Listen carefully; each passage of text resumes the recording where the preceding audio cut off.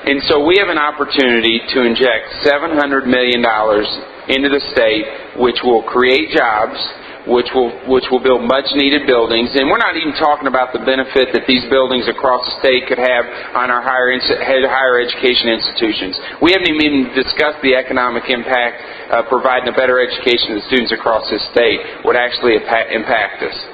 What could be better than better-trained optometrists? There is a crying need, we certainly need that, don't we, better-trained optometrists. Gentlemen, we certainly need that. My dad's a great one, but we'll see what happens with me. But the unique thing about your bill that I think is imperative right now is if you go around the state, no matter which county you go to, whether you're in Boone County or Perry County or Berry County or up in Nottoway County, all across this state, what you'll find is the number one issue for people is putting people to work.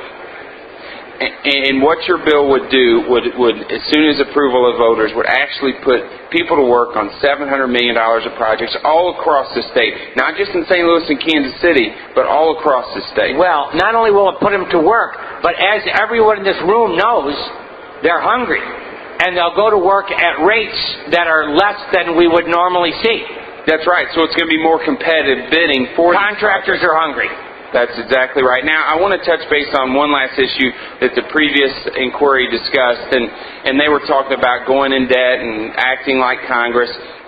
I've only known you for a short time, but my experience with you has been good, and I would call you, in some sorts, a budget hawk. Fair enough. And that's surprising to me, I'll be honest with you. But I will tell you, what they're doing in Congress is borrowing money without any idea of how to ever pay it back. Well, not only are they borrowing it, they're borrowing money for ongoing yearly needs. Right. Gentlemen, I believe that the unbalanced federal budget is akin to treason. I was embarrassed, and I'll be honest with you, and I've spoke candidly on this. When the Republicans were running Congress, I thought they spent too much, and I think with the Democrats it's even gotten worse. And I think both parties have a blame on that. But what we're doing here with your bill is nothing even close. I don't even know how you can compare it to what this bill does compared to what they're doing in Congress. I can't imagine a greater insult than to be called a congressman. Well, I'll be honest with you. I think you and I agree it's embarrassing at the rate at which they're spending money out there without any idea of how to ever pay for it, and putting your grandchildren, my grandchildren, in a horrible hole of debt that they may never climb out of. As distinct from giving them a place where they can go and learn to be engineers or optometrists or physicists. Well, I just want to make sure the body knows that your bill does not do that. We have a revenue stream to pay it off.